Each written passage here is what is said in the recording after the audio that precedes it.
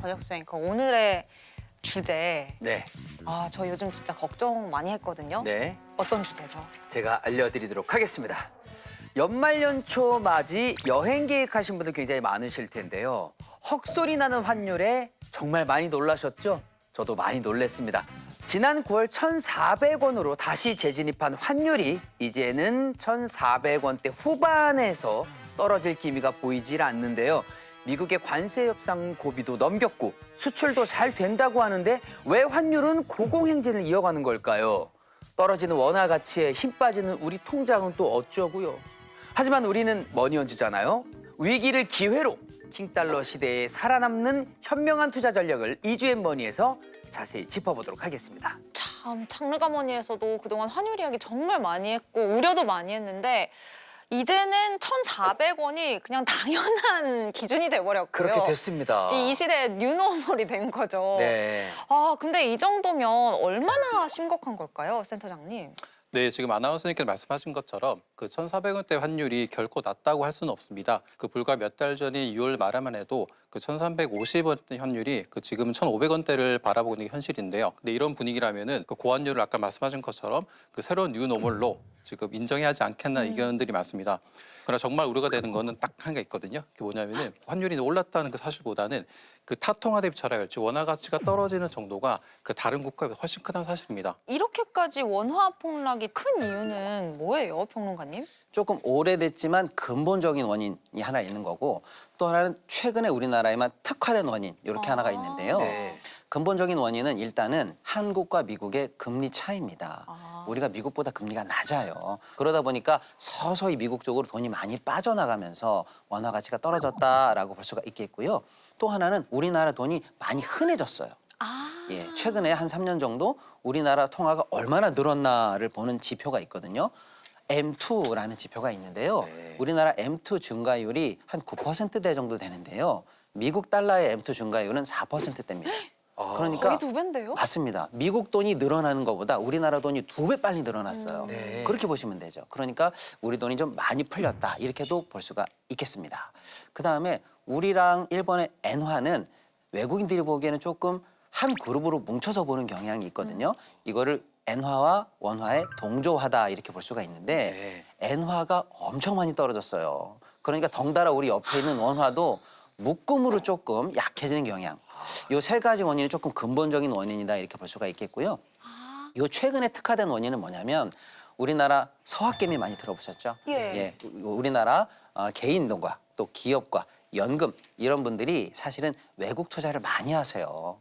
우리가 1년 동안 벌어들인 경상수지 흑자보다도 사실은 외국에 투자하는 돈이 더 많아요. 한편으로는 최근에 타결된 한미 관세 협상 얘기 좀 들어보셨죠? 네네. 그래서 우리가 최소 연간 한 200억 불 정도는 이제 매년 미국에 투자할 거다라고 예상이 되니까 야, 그 정도면은 매년 한국에서 나가는 달러가 많을 것 같은데? 라고 하는 시장의 우려도 조금 있는 편입니다. 그러다 보니까 환전을 하지 않고 외국에 그대로 두고 대기하는 수요가 많아요. 그러니까 들어올 돈도 안 들어오고 있다는 거죠. 이런 상황이 종합적으로 뭉쳐서 영향을 주면서 우리나라가 전 세계에서 가치로 치면 가장 많이 떨어진 통화다. 최근에 이렇게 볼 수가 있겠습니다. 근데 이 고환율 문제가 제2의 외환위기를 예고하는 거 아니냐는 우려의 목소리가 있습니다, 센터장님. 네, 지금 최근에 그 언론이나 SNS에서 그 최근에 환율 상승에 대해 우려를 넘어 공포까지 이렇게 좀 조장하고 있는 것 같은데요. 물론 최근 그 환율의 상승 속도와 그 지속 기간들의 표면적인 이유만 본다면은 그 제2의 외환위기라고도 생각할 수 있습니다. 네, 그러나 아까 우리 평론가님 이야기 잘하신 것처럼 근본적인 상승 원인이 그 외환위기 때랑 좀 결이 다르거든요.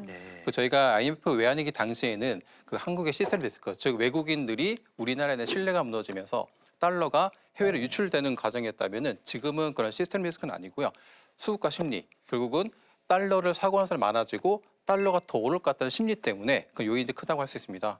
근데 그럼에도 지금의 고환율이 전혀 그 심각하지 않다는 의미는 아니고요. 심각하지만 굳이 부안해동할 필요는 없다는 말씀을 드리고 싶습니다.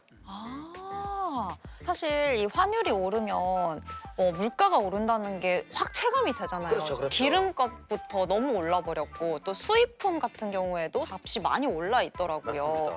근데 시야를 넓혀서 보면 우리나라 경제에 전반적으로 어떤 영향을 주게 되는 건가요? 예전에는요, 사실은 환율이 올라? 그러면 수출하는 기업은 좋겠네. 왜냐하면 우리나라에서 만들어서 달러로 수출할 때 수출 단가가 낮아지는 효과가 있기 때문에 가격 경쟁력이 도움이 된다라고 해서 이렇게 이득을 보는 섹터도 있었거든요. 네. 근데 지금은 수출 기업도 사실은 환율 때문에 그렇게 큰 이득을 보지 않는 것으로 조사가 됐어요. 그럼 이제 수입을 많이 하는 입장에서 보면 환율이 올라간다는 것은 치명적이죠. 그렇죠. 그렇습니다. 왜냐하면 당장에 수입품에 대해서 더 많은 돈을 내야 되거든요. 이제 대표적으로 우리가 서민 생활에서도 체감할 수 있는 게 기름값이에요. 지금 국제 유가가 50불대거든요. 네. 실제로 국제 유가 비쌀 때 100불에 근접했을 때에 비하면 반값이에요. 그런데 기름값이 지금 전국에서 1,700원 정도 하거든요. 네. 안 떨어져요. 이게 다 환율 때문입니다. 실제로 국제 물가는 떨어졌어도 우리 체감하는 물가가 이렇게 비싸진 이유가 바로 이런 원인이거든요. 그것 때문이요? 우리만 그렇군요. 비싸진 건 줄 지금 처음 알았어요. 저는 맞습니다. 그냥 세계적으로 기름값이 올랐나라고 생각했어요. 저도 그렇게 생각했습니다. 한편으로는요, 외국인 투자자들 입장에서 볼 때 환율이 점점 올라가? 그러면 지금 달러로 빨리 바꾸는 게 내 수익률을 지키는 거예요. 1,300원일 때 바꾸면 1달러인데 환율이 올라가면 그만큼 달러로 바꿨을 때 손해가 나거든요. 즉 환율이 올라가면 우리 증시에서 외국인 투자자들이 매도를 하게 되는 매도 압박을 증가시켜요. 그러니까 증시 전체에서도 굉장히 큰 부담을 준다 이렇게 볼 수가 있겠고요. 무엇보다도 환율이 올라간다는 것은 그 나라 통화의 가치가 떨어진다는 거거든요. 그렇죠. 이것 자체가 굉장히 안 좋은 상황이다 이렇게 볼 수가 있겠습니다.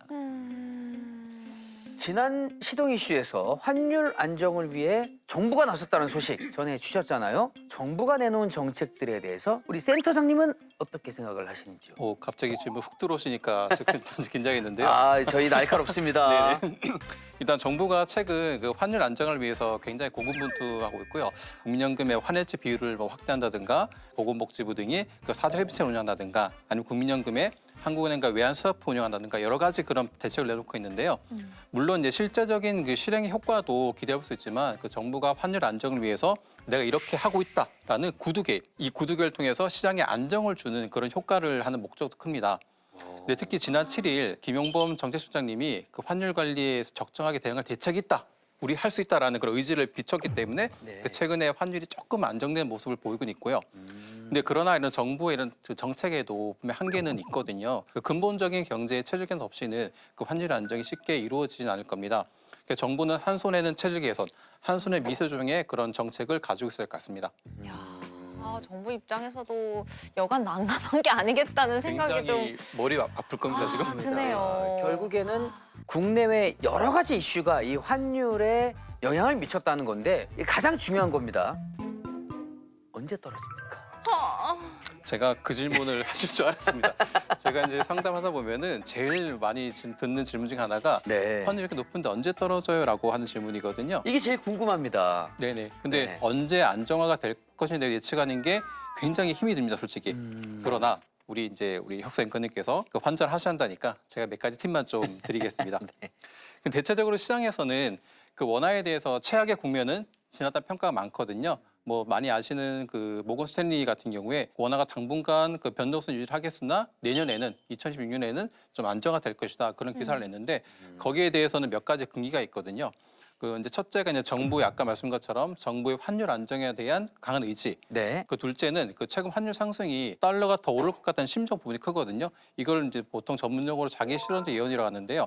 이 심적인 부분은 외부 환경 변화가 되면은 금방 또 진정이 되기 때문에 정부 의지라든가 이런 시장 전반의 분위기가 안정되면은 다시 이제 달러가 더 오르지 않을 것 같다라는 그런 심적 부분이 안정이 될 겁니다. 그 셋째는 이 원화가 안정화되려면은 달러가 약세로 가야 됩니다. 가치가 네. 좀 떨어져야겠네요. 그렇죠. 그렇죠. 가치가. 근데 아무리 돈이 많이 풀리더라도 결국 우리나라 이제 서학개미 분들이 미국에 투자 많이 하는 것처럼 네. 글로벌 자금들이 미국 갈 수밖에 없거든요. 그럼 달러가 약세로 되는 건 좀 한계가 있을 겁니다. 그럼 결국 어떻게 되냐?